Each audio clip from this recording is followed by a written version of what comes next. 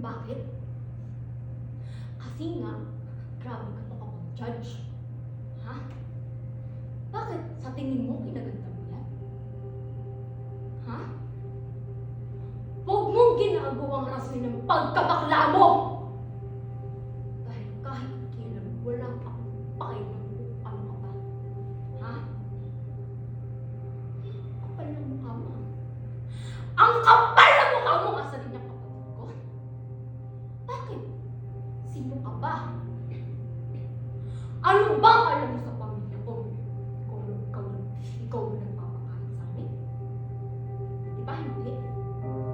Hindi mo nakita kung paano kung pinalaki ng nanay ko. Hindi mo alam kung gano'n kabait sa akin yung tatay ko para i-judge ko ng ganyan. Nagagalit ka kasi mukha siyang bakla, mahabang buhok niya. Eh anong pakialam mo? Ha? At least yun, kahit gano'n, nagpalaki ng anak na katulad ko! Na kahit mag-isa siya nung pinalaki ako, kinaya niya! Ha?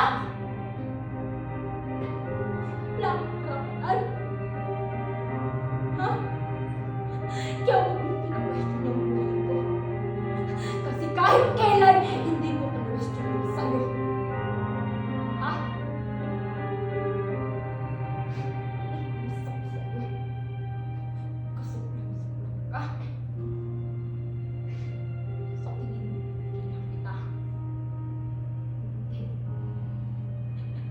Hindi kita titigilan. Ha? Hindi kita titigilan hanggat hindi mo naranasan kung ano naranasan mo doon. Ha? Yung galit. Yung sakit. Higit sa lahat. Yung paghihirap. Naranasan ko.